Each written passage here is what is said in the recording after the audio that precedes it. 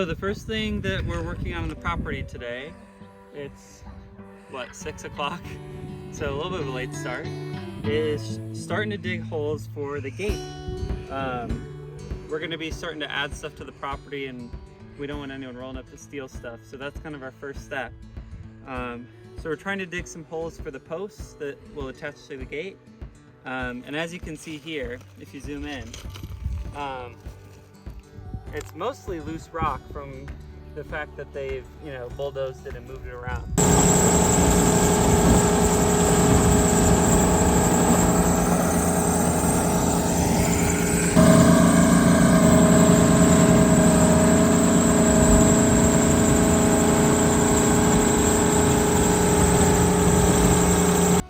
But it's gonna have to be 2 feet across by 2 feet across, ideally.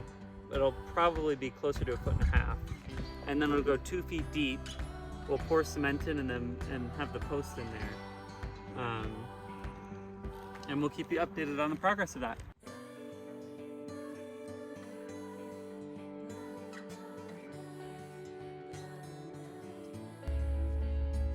Okay, so I went back to Ace to get more concrete, and they only had the biggest bag that I've ever seen and the wrong type, but I already poured some, so I have to get more before it sets, and I don't have time to go all the way back to town.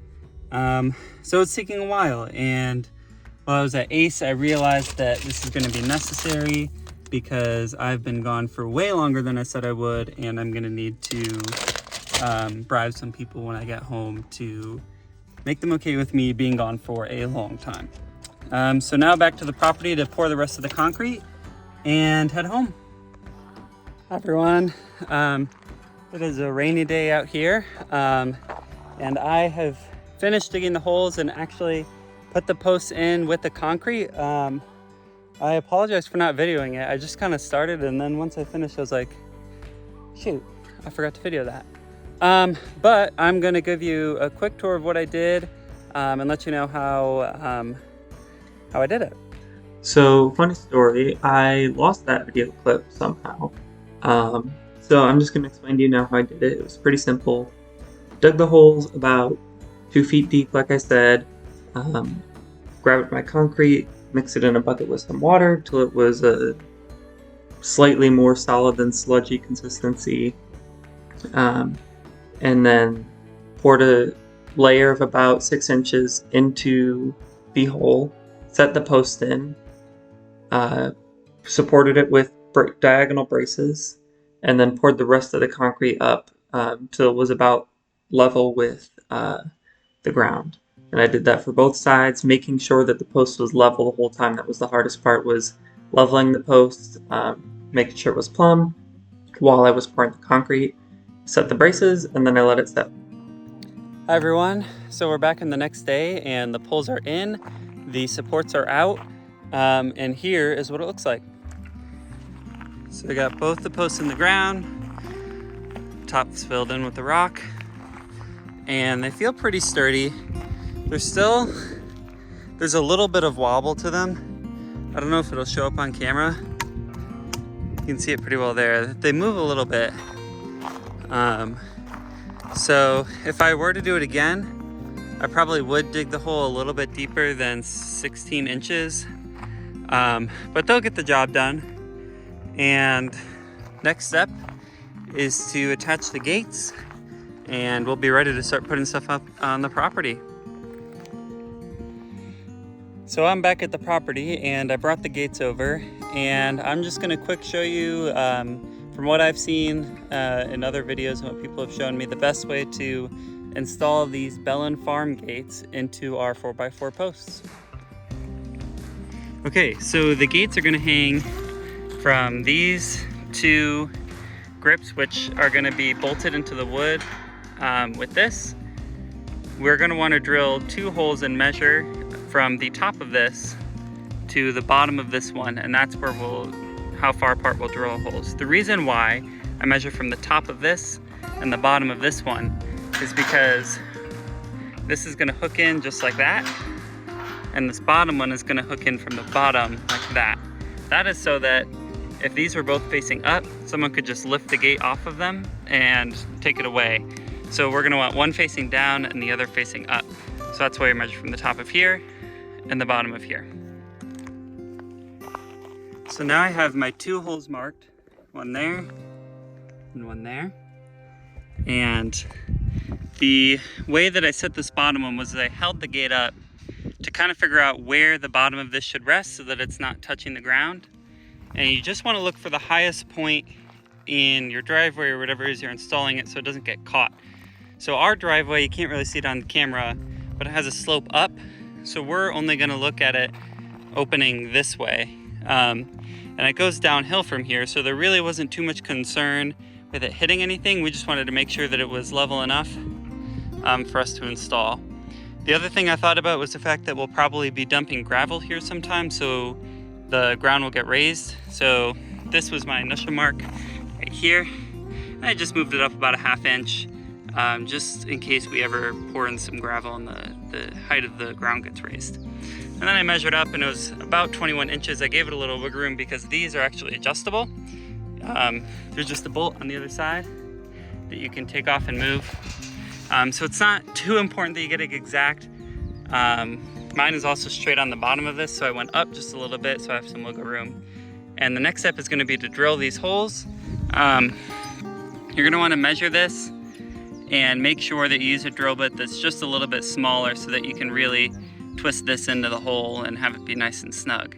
So now we have both holes drilled, and I'm just working on twisting these in to the hole. And I should have brought a wrench, but I didn't, so this is gonna take a while. Okay, so I'm gonna try and show you how this one's done on this side. So I've marked the 2 holes, measured up from where I want the bottom of the fence to be, and measured up to the top of the other bolt. And we're gonna drill both holes with a 1/2 inch bit because the actual fasteners are 5/8, so we want it to be a little smaller.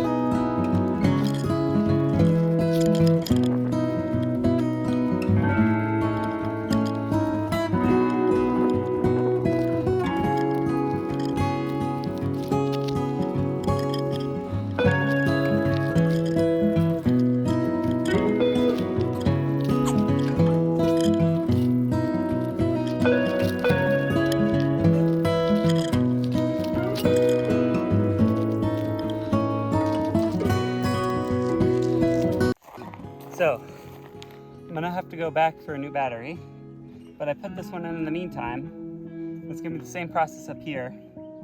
I will note that I left a lot of these threads still open. It is poking through on the backside, and the gap between the 2 gates that I have is a little bit bigger than I'd want it to be. So I'm gonna leave these threads here. It's sturdy, it's not going anywhere. And it's gonna give us a little bit closer gap so that no animals or anything can get through the gap between the 2 gates. So I'm gonna go get a new battery and finish out this top hole. I literally had like an inch left to drill through here. So now I gotta walk all the way back, get a new battery, come back and finish off that hole, and then we'll be good to put the second gate in. So now both bolts are in. You can see this one's facing down, this one is facing up, and we're just gonna slip the gate in.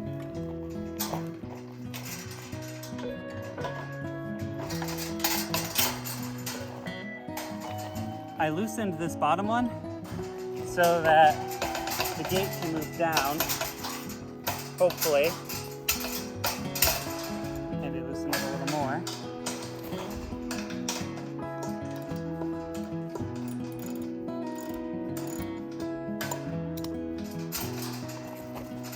There we go. So that this one can move up as I hold that one down. And now they're both in. So I'm gonna have to hold it up while I tighten this bottom one.